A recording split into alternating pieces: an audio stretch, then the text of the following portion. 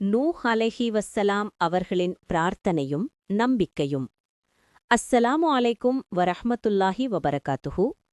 சூரத்துல் கமர் 10வது வசனத்தில் இடம்பெற்றுள்ள நபி நூஹ் அலைஹிவஸ்ஸலாம் அவர்களின் ஆழமான பிரார்த்தனை. ربه أني مغلوب فانتصر. தமிழ் மொழிபெயர்ப்பு.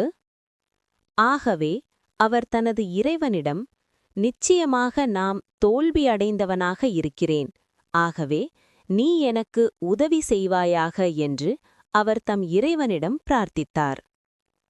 நூஹ் அலைஹிவஸ்ஸலாம் அவர்கள் 950 ஆண்டுகள் தங்கள் சமூகத்தை அல்லாவின் பக்கம் அழைத்தும் ஒரு சிலரைத் தவிர பெரும்பாலானோர் நிராகரித்தனர். அவர்கள் நூஹ் அலைஹிவஸ்ஸலாம் அவர்களை பைத்தியக்காரர் என்று இழிவுபடுத்தினர், மிரட்டினர், கல்லால் அடிப்பதாக மிரட்டினர்.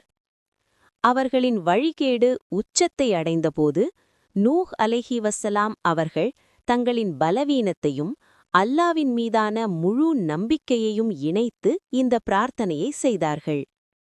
இந்த பிரார்த்தனைக்குப் பின்னர் அல்லாஹ் தனது உதவியை அருளினான்.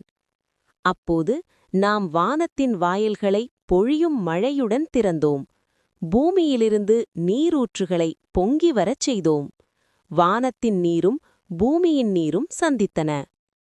நூஹ் அலைஹிவஸ்ஸலாம் அவர்களின் இந்த பிரார்த்தனை நமக்கு 3 முக்கிய பாடங்களை கற்றுத்தருகிறது. முதலாவது, தோற்கடிக்கப்பட்ட நிலையிலும் நம்பிக்கை இழக்கக்கூடாது.